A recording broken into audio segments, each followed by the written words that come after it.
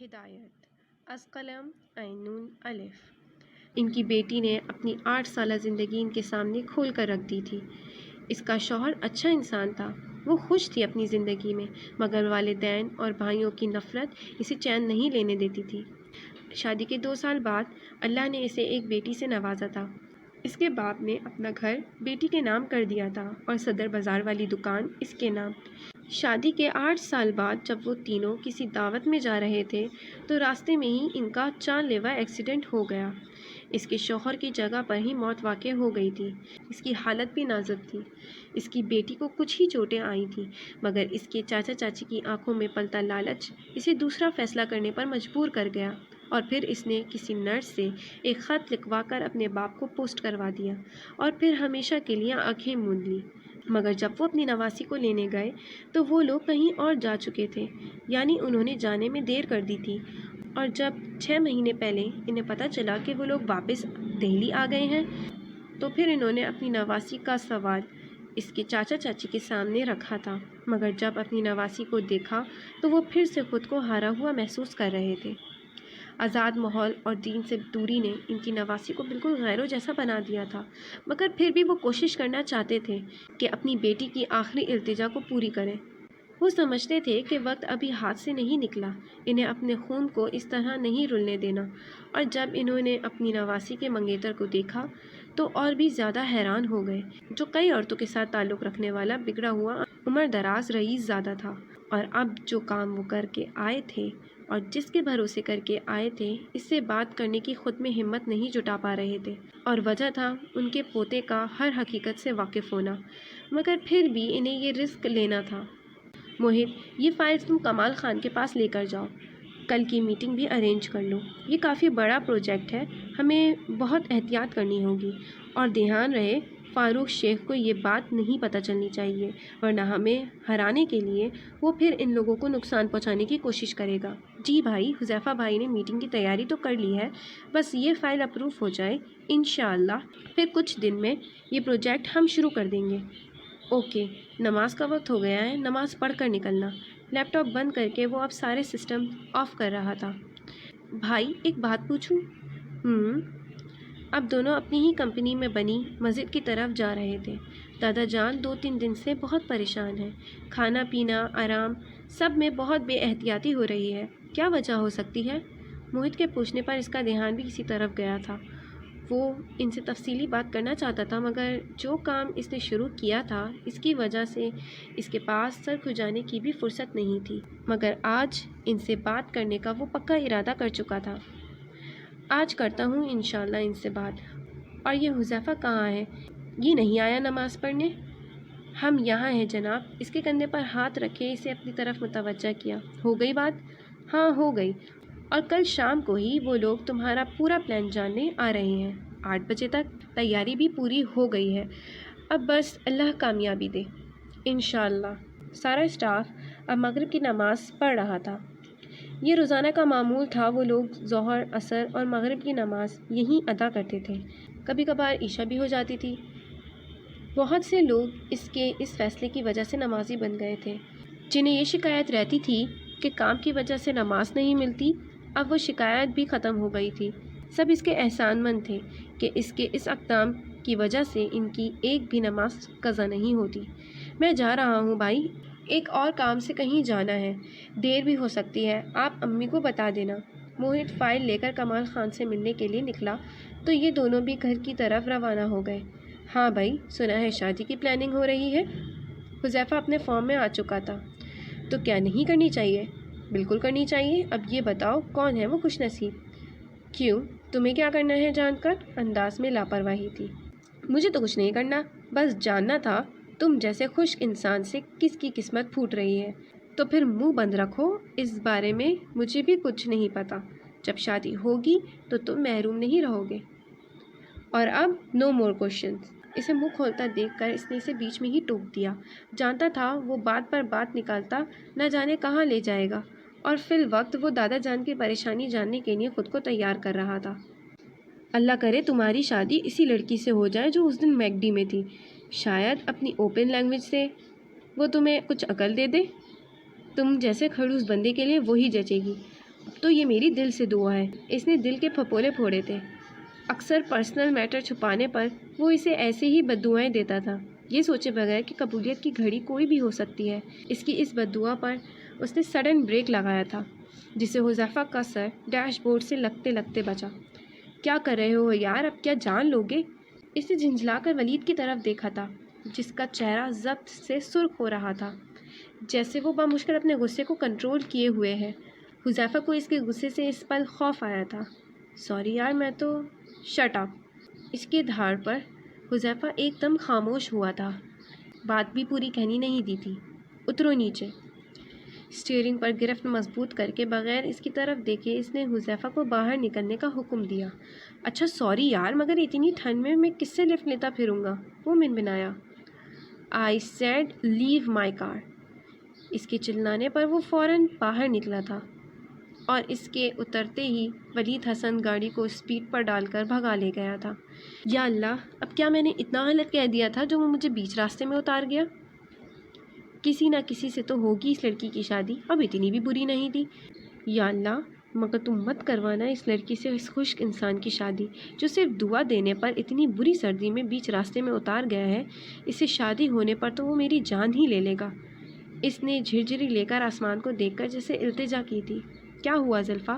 کتنی دیر سے زوبی اسے راکنگ چیئر پر آنکھیں مونڈے ہلتا دیکھ رہی تھی۔ وہ آج پہلی بار اتنی خاموش رہی تھی۔ ایک عجیب سا حزن تھا اس کے چہرے پر۔ زوبی، نیکی، دینداری کیا ہے اور کریکٹر اصل میں کسی کہتے ہیں؟ آنکھیں ہنوز مندی ہوئی تھیں۔ لہجے سے اس کے اندر کی کیفیت کا اندازہ لگانا مشکل تھا۔ کیا پوچھ رہی ہو یار، یہ کیسے سوال ہیں؟ کسی نے کچھ کہہ دیا کیا؟ زوبیہ کی پریشان آواز پر اس نے آنکھیں کھولیں اور زوبیہ کے پریشان چہرے کو دیکھ کر ہنسنے لگی۔ حد ہے یار، اتنے آسان سوالوں پر حیران ہو رہی ہو، کیوں؟ کسی نے کچھ کہہ دیا کیا؟ سوال آسان ہے مگر تمہارا انداز مشکل۔ نہیں زوبیہ ڈیئر، یہ سوال آسان نہیں ہے۔ ان کا جواب تو خود ان خصلت کے لوگوں کو بھی نہیں پتہ جو نیکی، دینداری اور بہترین کریکٹر کا سرٹیفکیٹ لے کر گھوم رہے ہیں۔ انہیں خود ان سوالوں کا جواب تو کیا مطلب بھی نہیں معلوم۔ مجھے کچھ بتاؤ گی؟ اس کے لہجے کا سرد پن زوبیہ کو واقعی پریشان کر رہا تھا۔ دبئی میں 12 سالوں میں جس چیز کی جھلک بھی میں نے نہیں دیکھی، یہاں صرف 6 مہینوں میں لوگوں نے عجیب زندگی کے رنگ دکھائے ہیں، اور وہ بھی ان لوگوں نے جنہوں نے خود پر دینداری کا لیبل لگایا ہوا ہے۔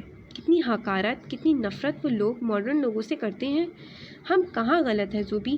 ہم نے جو دیکھا وہی اپنایا، تو پھر یہ لوگ نفرت کس وجہ سے کرتے ہیں؟ اور یار، اسلامک ایجوکیشن الگ ہوتی ہے کیا؟ We are Muslims right, but یہ لوگ ہمیں نان مسلمز کی طرح کیوں ٹریٹ کرتے ہیں؟ سوچ رہی ہوں واپس یہاں سے چلی جاؤں۔ ایک عجیب حزن تھا، زوبیہ سمجھ گئی تھی۔ پھر کسی خود کو اچھا سمجھنے والے نے اس کی دل آزاری کی تھی۔ پتہ نہیں، میں بھی تمہاری طرح کے ماحول میں رہی ہوں، تو پھر مجھے بھی کیسے پتہ ہوگا؟ تم بتاؤ، اب کس کو جواب دے کر آئی ہو؟ اور ایسا کیا ہوا ہے جو تم اس طرح کی باتیں کر رہی ہو؟ کچھ نہیں، چھوڑو اس بات کو۔ میرا دماغ آج کل ایسے ہی خراب ہو رہا ہے۔ تم بتاؤ واپس کب جا رہی ہو دبئی؟ وہ اپنی الجھن میں اپنے دوستوں کو پریشان نہیں کرنا چاہتی تھی، اس لیے خود کو کمپوز کر کے بات بدل گئی۔ شادی کے بعد۔ اب بتاؤ یار، کیوں پریشان کر رہی ہو؟ زوبیہ ابھی بھی اسی کی فکر میں تھی، جس کے الفاظ الگ اور انداز الگ تھا۔ میں سوچ رہی تھی کہ مجھے اپنے فیوچر ہسبینڈ کے ساتھ کہاں جانا چاہیے۔ اس کے بعد بدلنے پر زوبیہ نے اسے تعصب سے دیکھا تھا۔ وہ نہیں بتا رہی تھی، مطلب اسے نہیں بتانا تھا۔ حج کرانا، اس کی چڑپ کر کہنے پر زلفا نے بے ساختہ آنکھیں بند کی تھیں۔ کوئی آواز کانوں میں گونجی تھی، جو بے شک اس کے لیے نہیں تھی مگر اسی جیسے آزاد لوگوں کے لیے تھی۔ تم جیسوں کو اللہ اپنے در پر نہیں بلاتا، تم لوگ جہنم کا پیٹ بھرنے کے لیے بنے ہو۔ اور اس کے ذہن میں ایک ہی بات آئی تھی، کیا اس طرح دوسرے لوگوں کو حقیر سمجھنے والے لوگ اپنی مرضی اور اپنی چاہت سے نیکیاں کرتے ہیں؟ انہیں اس چیز کی ہدایت دینے والا کوئی نہیں، اور کیا اس طرح یہ لوگ اچھے لوگوں میں شمار ہوں گے؟ کیا ان کی یہ ہپوکریسی اللہ قبول کرے گا؟ بہت سی چیزیں اسے پریشان کرنے لگی تھی مگر وہ کسی سے اپنی یہ فیلنگز شیئر نہیں کر سکتی تھی۔ تم ڈے بائی ڈے چینج ہوتی جا رہی ہو، سڈنلی میوٹ ہو جاتی ہو، مجھے فکر ہو رہی ہے یار تمہاری۔ ڈونٹ وری ڈیئر، بور ہو رہی ہوں آج کل۔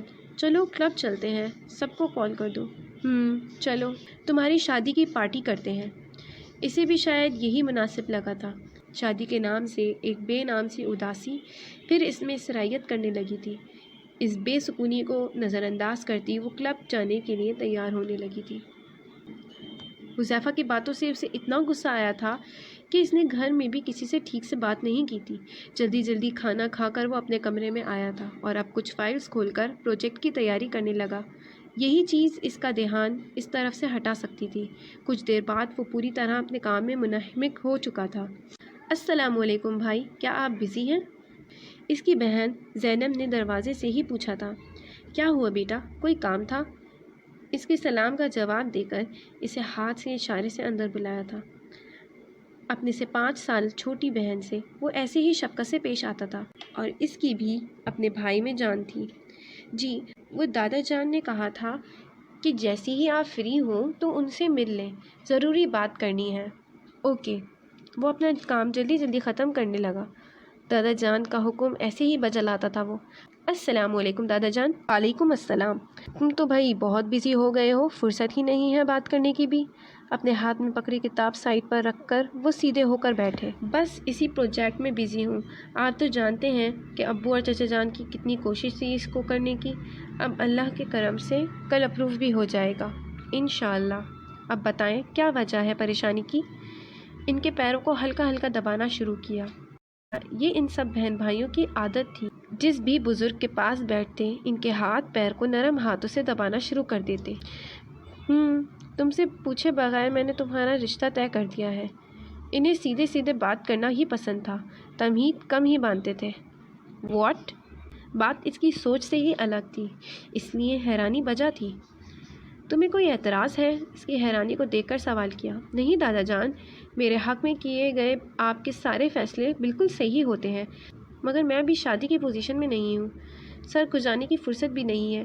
اگر کہوں تو میں مینٹلی ابھی شادی کے لیے خود کو تیار نہیں کر پایا۔ اس نے تحمل سے اپنا نقطہ نظر رکھا۔ جانتا ہوں، مگر یہاں میری مجبوری تھی جو یہ قدم اٹھانا پڑا۔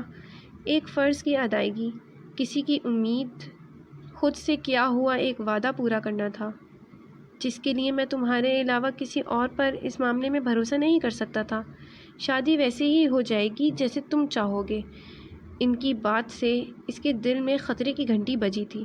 اور تمہارا کام زیادہ ہو تو ولیمہ تمہارے پروجیکٹ کے بعد کر لیں گے۔ لڑکی کون ہے دادا جان؟ اپنے دل کی تیز ہوتی دھڑکن اسے بہت کچھ غلط کا سگنل دے رہی تھی۔ اس کے سوال پر انہوں نے کچھ پل کے لیے آنکھیں بند کی۔ ازلفا سبحان۔ ازلفا سبحان؟ نام کی بازگشت ایسے ہو رہی تھی جیسے کسی کے کانوں میں پگھلا ہوا سیسا ڈال دیا ہو۔ وہ شاکڈ ہو کر سیدھا کھڑا ہو گیا۔ کتنے پل وہ کچھ بھی بولنے کے قابل نہیں رہا تھا۔ دادا جان کو اس کے اس رد عمل کی توقع پہلے سے تھی۔ کیا کہا آپ نے دادا جان؟ اسے لگا اسے سننے میں غلطی ہوئی ہے۔ تم نے ٹھیک سنا، اپنی نواسی ازلفا سبحان سے میں تمہارا رشتہ طے کرایا ہوں۔ یہ کیا کہا دادا جان؟ ازلفا سبحان؟ آپ مذاق کر رہے ہیں میرے ساتھ؟ الفاظ میں لڑکھڑاہٹ اس کے اندر کی توڑ پھوڑ بیان کر رہی تھی۔ وہ اپنی زندگی میں سب کچھ ایکسپیکٹ کر سکتا تھا سوائے ازلفا سبحان کے، جس کا اس کی سوچوں میں بھی گزر اس کی نظر میں اس کے اعمال کی بربادی کا سبب بنتا تھا، تو زندگی میں داخلہ کیسے گوارا کرتا؟ نو دادا جان، یہ تو میں سوچنے کی بھی ہمت نہیں کر سکتا، اور وجہ آپ بخوبی جانتے ہیں۔ کوشش کے بعد بھی وہ خود کو نارمل نہیں کر پا رہا تھا۔ میں ایک کوشش کرنا چاہتا ہوں ولید، استخارہ کرنے کے بعد ہی تم سے بات کی ہے میں نے۔ اس کا مطلب جانتے ہو؟ یعنی اللہ اس رشتے سے راضی ہے۔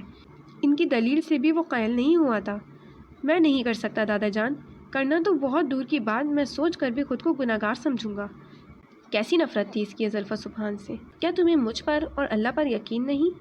انہیں معلوم تھا یہ معاملہ آسان نہیں ہے۔ آپ مجھے کس امتحان میں ڈال رہے ہیں دادا جان؟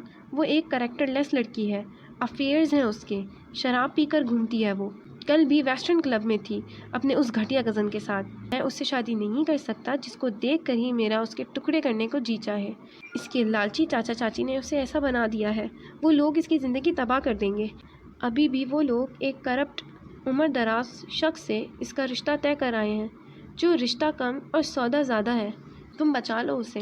اور اندھیرے میں جانے سے۔ الفاظ التجائیہ ہوئے تھے۔ کمال ہے دادا جان، جس بیٹی نے آپ کو اتنی تکلیف دی، آپ انہی کی بگڑی ہوئی شرابی بیٹی میرے سر من رہے ہیں، جس سے بات کرنے تک کی تمیز نہیں ہے، جس سے کوئی بھی غیرت مند مرد شادی نہیں کرنا چاہے گا۔ اس کے اتنے کڑوے اور نفرت سے پر حقارت بھرے الفاظ دل پر وار کر رہے تھے۔ ایک پل کو تو ان کا دل کیا اس سے امید نہ کریں، جو اس سے اتنی نفرت کا دعوے دار ہے وہ آگے کیا کرے گا، مگر وہ اللہ کے بھروسے یہ رزق لے رہے تھے۔ جہاں تک وہ اپنی نواسی کو جان پائے تھے، وہ ظلم سہنے والوں میں سے نہیں تھی۔ بے شک پہلی ملاقات میں نے ان سے بدتمیزی سے بات کی تھی، مگر اس کے لہجے میں وہ جاہلیت نہیں تھی جو ان کا پوتا کہہ رہا تھا۔ وہ ان کے معاملے میں غلط فہمی کا شکار تھی، جو یقیناً اس کے چاچا چاچی کی کارستانی تھی۔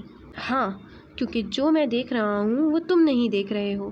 انداز پر سوچ تھا۔ میری اکلوتی بیٹی کی اکلوتی نشانی ہے۔ شاید میں خود غرض بھی ہو رہا ہوں، مگر کیا کروں، وہ ہمارا اپنا خون بھی ہے۔ میں چین سے جی نہیں پاؤں گا اس کے لیے کوئی کوشش کیے بغیر۔ مگر دادا جان، وہ ہماری فیملی میں مس میچ ہے، کوئی بھی اسے قبول نہیں کرے گا۔ اس کے لہجے کی ناگواری سے انہیں تکلیف تو ہو رہی تھی، مگر شاید وہ بھی حق پر تھا، وہی اس کے ساتھ زبردستی کر رہے تھے۔ دوسروں کا نہیں، اپنا بتاؤ، کیا تم اسے قبول کر سکتے ہو؟ نہیں۔ آئی ایم سوری دادا جان، میں بھی اسے قبول نہیں کر سکتا۔ انداز کسی قدر دو ٹوک تھا۔ ٹھیک ہے، تم جا سکتے ہو۔ انہوں نے خود کو ہارا ہوا محسوس کیا تھا۔ مگر دادا جان، جاؤ ولید، میں ٹھیک ہوں، کوئی دوسرا راستہ نکال لوں گا میں۔ ان کے لہجے میں بے پناہ بے بسی اور کمزوری نے اسے تکلیف پہنچائی تھی۔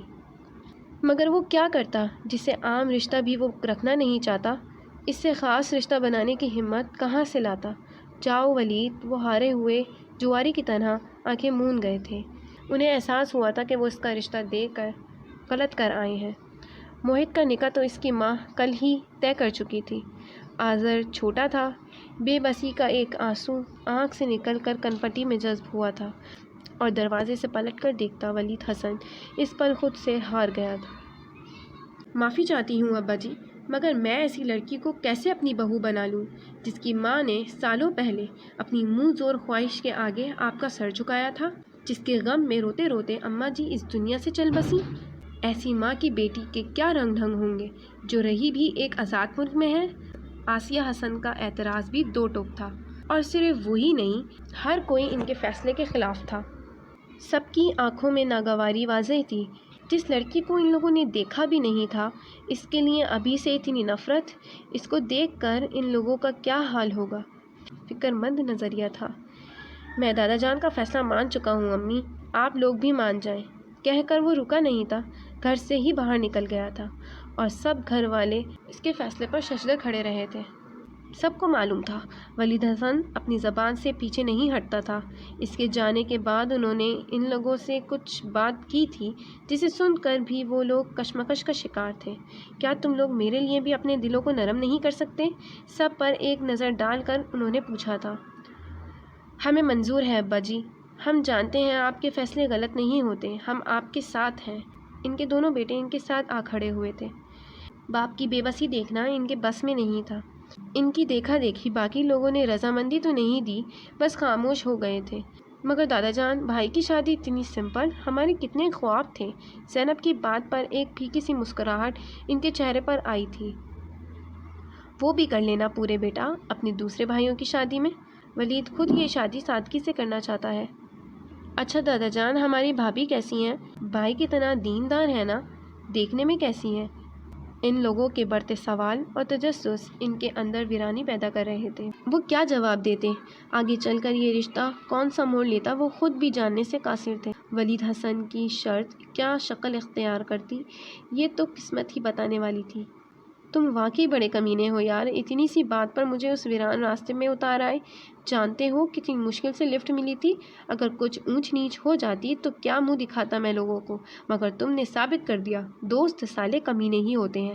وہ کل رات کی اس کی حرکت پر ابھی تک تلملایا ہوا تھا، اور آتے ہی اس کے موڈ کی پرواہ کیے بغیر لتاڑنا شروع کر دیا۔ جسٹ شٹ اپ ایڈیٹ، تمہاری زبان ہی منحوس ہے،